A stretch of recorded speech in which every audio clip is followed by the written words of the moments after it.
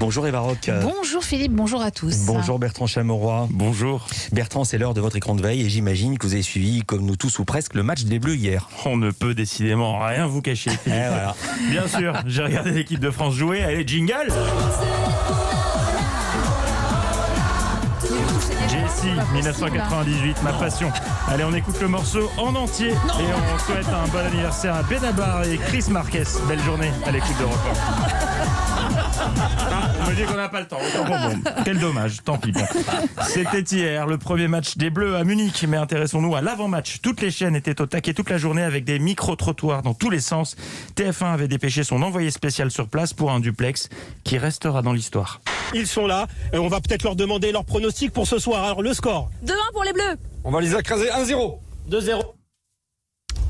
Ah dommage, on était bien partis. Moi je retiendrai le 2-1 pour les Bleus. Et dire que nous ne connaîtrons jamais le pronostic de Michel, satané réseau satellite.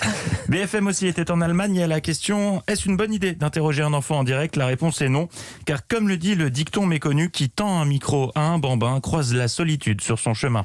Corentin, t'as un score en tête toi? Ouais. C'est quoi? Tu l'as dit tout à l'heure? Mais je veux plus le dire. Voilà. Tant pis. Toujours sur BFM, autre pronostic plutôt surprenant, celui de cet homme. Il est supporter de l'équipe de France et pourtant... Morgane, c'est quoi le résultat? Négatif, c'est bon. Vous demandez sûrement comment un fan des Bleus peut dire c'est bon en parlant de résultats négatifs. Eh bien c'est parce que nous sommes en 2021 et qu'il ne parlait pas de foot. La première étape pour les supporters français qui sont arrivés en fanfare ce matin après 12 heures de bus, c'est la case laboratoire. C'est toujours les mêmes gestes. D'abord la narine gauche, toujours. Puis la narine droite. Et la sensation qu'on nous a touché le cerveau avec le coton-tige. Covid.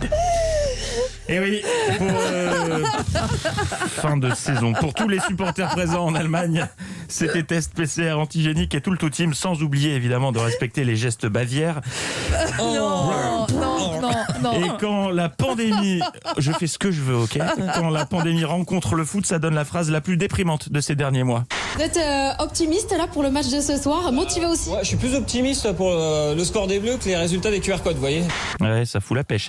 Et il en fallait de l'envie pour aller applaudir les Bleus à Munich, vu sur France 2, l'homme qui a dû passer une belle journée. Moi personnellement, ça va être le 3e test en 3 jours. En arrivant de chez moi, en arrivant à l'hôtel et on allait voir le match aujourd'hui. Donc ça commence à faire. Mais de tous les duplex consacrés au pronostic, voici mon préféré, c'était sur l'équipe. Le journaliste interroge 2 amis qui tiennent un bar. Ça va être chaud, mais c'est toujours bonne ambiance. Alors votre prono? Andreas. Non, pronostic. Pronostic. Votre prono, Andreas. Et votre prénom, dehors. Ouais, d'accord. Prochain épisode, samedi, Hongrie-France. D'ici là, histoire que vous l'ayez dans la tête toute la journée.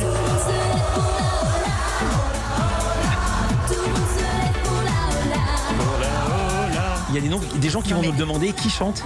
Jessie, bien sûr, Jessie. à retrouver sur toutes les bonnes plateformes. Non, sur les plateformes bonnes, je sais pas, mais plateformes. Eva Rock. Oui, c'est du mépris, pardon.